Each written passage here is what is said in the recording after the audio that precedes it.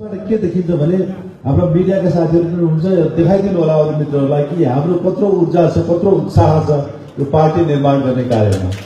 साथीहरू जो आउनु भएको छ सबैलाई म अभिनन्दन गर्न चाहन्छु, अभिवादन गर्न चाहन्छु। र अहिले मुलुक असाध्यै चुनौतीपूर्ण घडीमा हाम्रो मुलुक अहिले छ। अहिले हामीले धेरै ठुल्ठुला आन्दोलनहरू गऱ्यौँ, ठुल्ठुला क्राइसिसहरूबाट मुलुक अगाडि बढ्यो। 70 वर्षको दशकमा 7 वटा संविधानहरू बनायौँ। हामीले संविधान बनाइसकेपछि निर्वाचन गऱ्यौँ र जनताले एउटा स्टेबल स्थायी सरकारको आवश्यकता छ। मुलुकमा एउटा स्थायी सरकार पनि निर्माण गरेर दियो र स्थायी सरकार निर्माण गरिसकेपछि हामीले दुईटा पार्टीलाई चाहिँ एकत्रित बनायौँ र एउटा मूल प्रवाह यो मुलुकमा लोकतान्त्रिक आन्दोलनलाई अगाडि बढाउनको लागि, कम्युनिस्ट आन्दोलनलाई अगाडि बढाउनको लागि र संसारभरि नै एउटा विशाल एउटा उदाहरण कायम गर्नको लागि हामीले पार्टीको एकीकरण गर्यौँ। हामीलाई विश्वास थियो कि हिजो एक ढङ्गको चाहिँ आन्दोलनबाट आएका साथीहरू हाम्रो पूर्व नेकपा एमालेमा जोडिँदाखेरि एउटा ऊर्जा, एउटा चाहिँ आन्दोलनको एउटा विशाल ऊर्जा एउटा चाहिँ प्राप्त हुनेछ, एउटा ठुलो चाहिँ उत्साह प्राप्त हुनेछ भनेर हामीले एउटा ठुलो अभिलाषा पनि राखेका थियौँ। र अहिलेसम्म 3 वर्षको दौरानमा आउँदाखेरि हामी वास्तवमा अगाडि बढ्ने प्रक्रियामा छँदै थियौँ। तर अहिले आएर साथीहरूले यो पार्टी चाहिँ अलग गर्ने, पार्टी विभाजन गर्ने र एक प्रकारले यो आन्दोलनलाई छेद विच्छेद गर्ने, लोकतान्त्रिक आन्दोलनलाई, नेपालको कम्युनिस्ट आन्दोलनलाई टुक्रा टुक्रा पार्ने ढङ्गले एक थरी साथीहरू बाहिर सडकमा जानुभएको छ। यसले एउटा ठुलो चुनौती चाहिँ मुलुकमा स्थापना गरेको छ। तर मलाई के विश्वास छ भने हामीसँग हाम्रो सचिवालय सदस्य मान्य गृहमन्त्रीज्यू हामीसँग हुनुहुन्छ, हाम्रो पार्टीमा हुनुहुन्छ, हाम्रो संस्थापन पक्षमा हुनुहुन्छ। केपी ओलीको नेतृत्वमा उहाँ चाहिँ संगठित हुनुभएको छ र हामीलाई नेतृत्व गर्नको लागि यहाँ आज उपस्थित हुनुहुन्छ। रामबहादुर थापा बादल भन्ने कमरेड म असाध्यै सम्मान गर्छु उहाँलाई। उहाँको जुन आदर्श छ, जुन आन्दोलनमा उहाँले वर्षौं दशकौं जसरी चाहिँ खर्चिनु भएको छ मुलुकमा परिवर्तनको लागि र जनताको जनजीविकाको सवाललाई अगाडि बढाउनको लागि, परिवर्तनलाई संस्थापित गर्नको लागि र समृद्धिलाई संस्थापित गर्नको लागि कमरेडबाट जति पनि योगदान भएको जो मुलुकमा म उहाँलाई सम्मान गर्न चाहन्छु। र आज बादल कमरेड हामीसँग हुनुहुन्छ, हेर्नुहोस् है, उहाँहरूसँग हुनुहुन्न। बादल भनेको के भनेपछि तपाईँको चाहिँ आकाशमा बादल नपरिकन वर्षा हुँदैन, वर्षा नभइकन कृषि हुँदैन, कुनै उत्पादन हुँदैन, प्रकृति फुल्दैन। हामीसँग बादल कमरेड हुनुहुन्छ र हामी पार्टी निर्माणमा बादल कमरेडको नेतृत्वमा हामी अगाडि बढ्छौँ। हामी यो संगठनलाई, यो पार्टीलाई फेरि मेन स्ट्रिम पार्टीको रूपमा स्थापित गर्छौँ र नेपाली जनताको मुटु नेपाली जनताको दिलको धड्कन यो पार्टीलाई फेरि बनाएर हामी छोड्दछौँ। र आज मलाई दुःख लाग्छ साथी हो कि हाम्रा एक थरी कमरेडहरू, प्रचण्ड कमरेड, माधव कमरेडहरू चाहिँ अहिले सडकमा हुनुहुन्छ। म अस्ति हेरिरहेको थिएँ, सडकमा चाहिँ हामी यहाँ छौँ भनेर एउटा चाहिँ गरेर सडकमा पोलिटिक गरेर बसिराख्नु भएको थियो।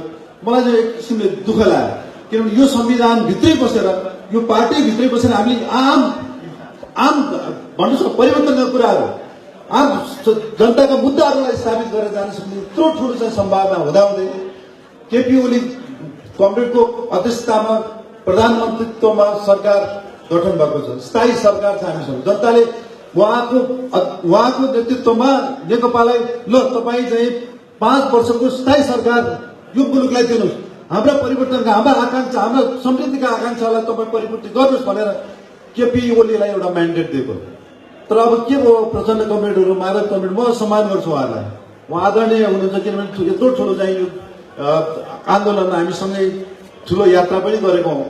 तर अहिले आएर जुन ढङ्गले उहाँहरू, हेर्नुहोस्, यत्रो पार्टी थियो, यत्रो सरकार थियो, उहाँहरू पूर्व प्रधानमन्त्री पनि भइसक्नु भएको छ, यति धेरै सम्भावनाहरू थिए परिवर्तनका, र यही बसेर हामीले चाहिँ समाज परिवर्तन गर्न सक्छौँ, समृद्धिका मुद्दाहरू स्थापित गर्न सक्छौँ। तर उहाँहरू अहिले चाहिँ पुगेन, आफूलाई भाग पुगेन, मलाई पावर चाहियो, मेरो मान्छे नियुक्ति भएन भनेर अहिले सडकमा जानुभयो।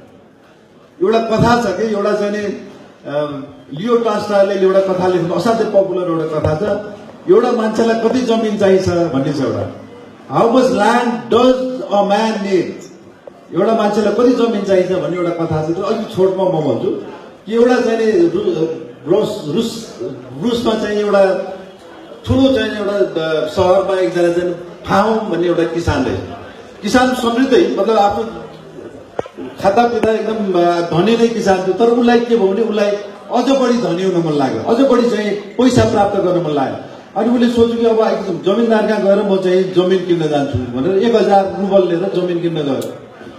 अनि त्यहाँ अनि उसले गएर चाहिँ जमिनदारलाई भन्यो ल म चाहिँ तपाईँको जमिन किन्न आएको छु भन्छ। कति पैसा ल्याउनु भएको छ भनेर सोधेछ। मसँग 1000 रुबल छ, कति दिनुहुन्छ भन्छ। उसले के भने जमिनदारले 1000 रुबल छ भने भोलि बिहान सूर्य उदाउँदाखेरि ठ्याक्क आउनुहोस्, जहाँबाट तपाईँ सुरु गर्नुहुन्छ जति फन्का लगाएर सूर्य अस्त हुँदाखेरि जति फन्का लगाएर यहाँ आइपुग्नुहुन्छ त्यो सबै जमिन तपाईँको।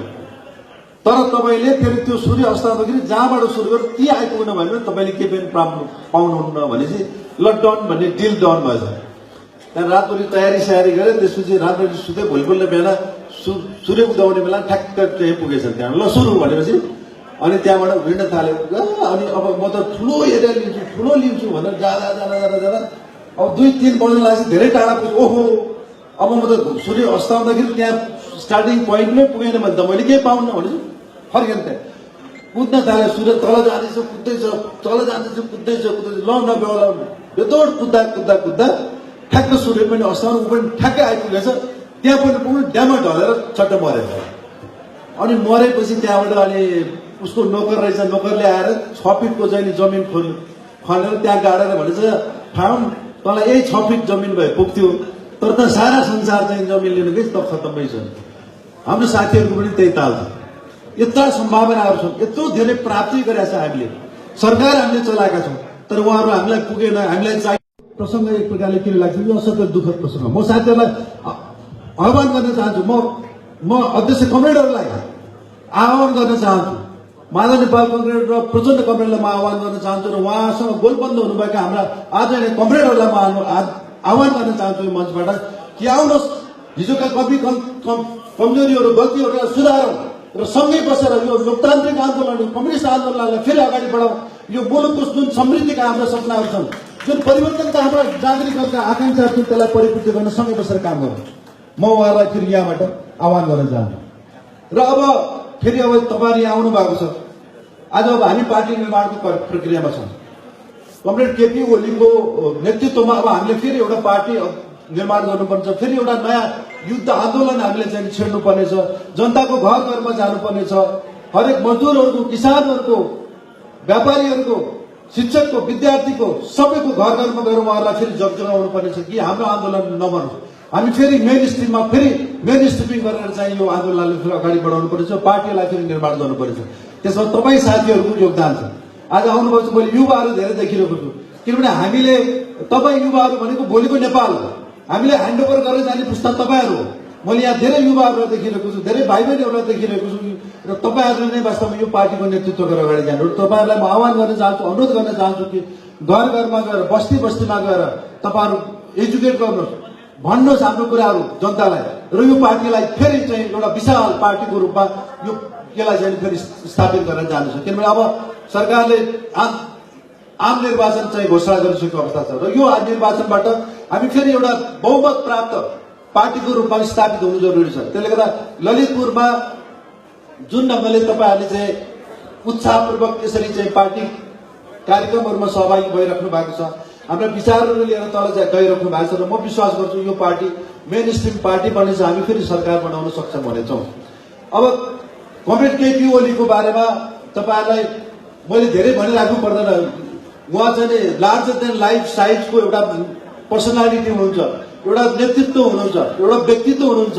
केपी ओली नेपालको मात्रै नेता होइन, संसारभरिमै केपी ओलीको एउटा जुन खालको नेतृत्व उहाँले दिनुभयो, जुन खालको राष्ट्रियताका मुद्दाहरू स्थापित गर्नुभयो, जुन खालका परिवर्तनका मुद्दाहरू उहाँले स्थापित गर्नुभयो, संसारभरि नै केपी ओलीलाई एउटा आदर्श नेताको रूपमा चाहिँ सबैले चिन्छ। र हामीले भन्ने गरेका छौँ केपी ओली चाहिँ एसियाको चाहिँ नेल्सन मण्डेला हो। 15 वर्षसम्म तपाईँको कठोर चाहिँ आफ्नो कारावासमा जीवन बिताएर यो आन्दोलनलाई अगाडि बढाउनलाई त्यत्रो योगदान गर्नुभएको एउटा चाहिँ योद्धा हो कमरेड केपी ओली।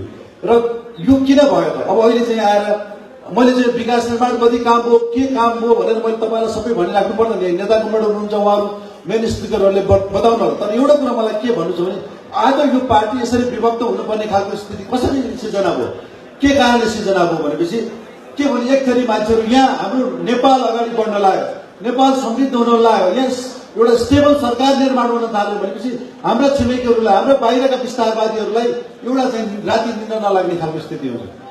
कमरेड केपी ओलीले के गर्नुभयो भनेपछि तपाईको लिम्बियाद्वारा कालापानीको जुन चाहिँ तपाईँको चाहिँ हाम्रो जमिन भारतले 1962 सालदेखि त्यहाँ सेना राखेर हाम्रो जमिन कब्जा गरेर बस्यो।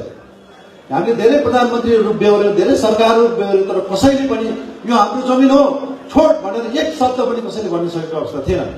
र अहिले कमरेड केपी ओलीले प्रधानमन्त्री भएपछि यो भन्नु मात्रै भने कि यसलाई चाहिँ संविधान संशोधन गरिकन नक्सा बनाइकन यो हाम्रो जमिन हो तपाईँले छोड्नुपर्छ भनेर त्यो एउटा महत्त्वपूर्ण मुद्दा स्थापित गर्नु राष्ट्रियताको सवालमा।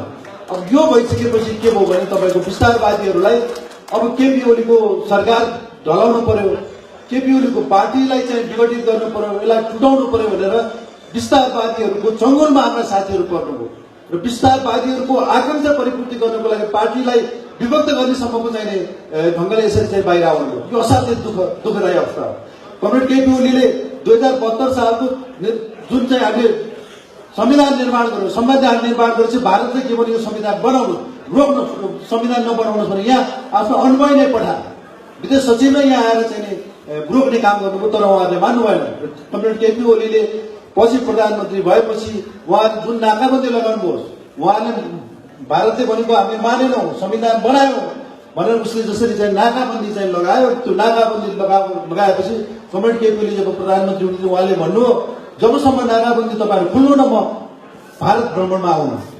र अल्टिमेटली त्यो विश्व परिस्थिति पनि यसरी निर्माण हुन थाल्यो। हामीले चाइनासँग पनि हामी जुन खालको ल्यान्ड लक स्थिति थियो अब हामी ल्यान्ड लिक हुन थाल्यौँ, हामी भूजडित बन्न थाल्यौँ र चारवटा चाहिँ बन्दरगाहहरू एक्सेसहरू चाहिँ हामीले चाहिँ चाइनासँग पनि खोल्ने खालको स्थिति यो सरकारले अहिले गराएको छ। र त्यतिखेर प्रधानमन्त्री केपी शर्मा ओलीले यो मुद्दामा राष्ट्रियताको मुद्दामा म पछाडि सक्दिनँ भनेर जुन ढङ्गले चाहिँ आफ्नो अडान देख्नुभयो, विस्तारवादीको अगाडि चाहिँ चट्टानी अडान लिएर जुन बस्नुभयो, त्यसपछि भारतले घुँडा टेकेर तपाईँको नाकाबन्दी चाहिँ हटायो र यसरी एउटा राष्ट्रवादी चाहिँ एउटा छवि बनाउन भएका कमरेड केपी ओली अहिले प्रधानमन्त्री हुनुहुन्छ।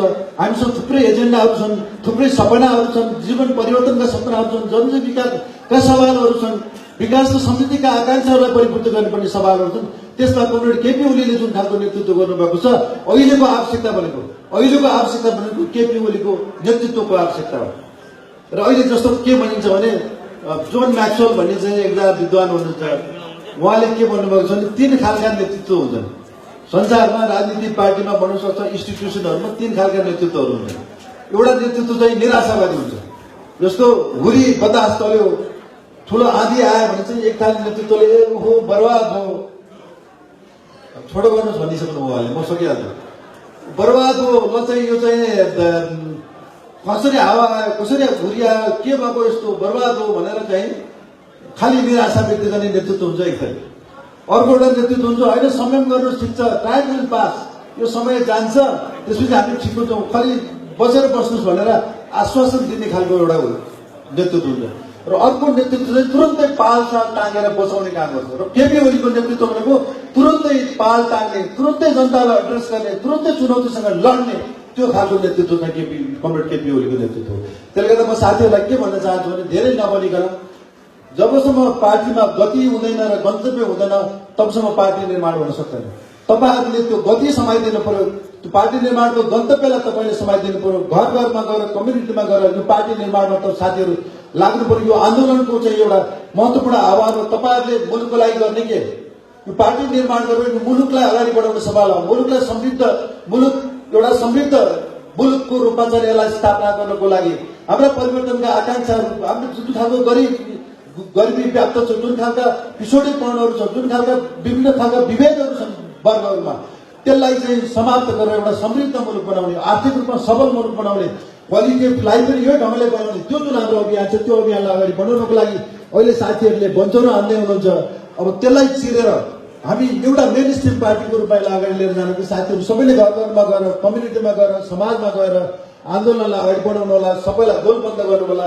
यही पार्टीले फेरि विजय प्राप्त गर्नेछ, यो पार्टीले फेरि सरकार बनाउनेछ र हाम्रा परिवर्तनका मुद्दाहरू हाम्रा समृद्धिका मुद्दाहरू स्थापित गरेर यो पार्टीलाई अगाडि बढ्नेछ। त्यही कारण साथीहरू सबैलाई म विशेष रूपमा अनुरोध गर्न चाहन्छु, यो चाहिँ मेसेज लिएर फर्किनु होला समाजमा भने त्यो आह्वान गर्न चाहन्छु। र मलाई मौका दिनुभयो, साथीहरूले बोल्ने आफ्नो कुराहरू राख्ने मौका दिनुभयो। समय कम छ भन्नु, मलाई बोल्ने त धेरै कुरा थियो, इच्छा थियो, तर यहाँ फेरि मेन स्पिकरहरू पनि यहाँ आउनुभएको हुनाले उहाँलाई समय दिँदै तपाईँहरू फेरि हामी छलफल गर्छौँ, फेरि हामी आफ्ना कुराहरू राख्छौँ। मलाई मौका दिनु साथीहरू सबैलाई, आयोजक साथीहरूलाई पनि विशेष रूपमा धन्यवाद दिँदै बिदा हुन्छु। धन्यवाद, अभिवादन।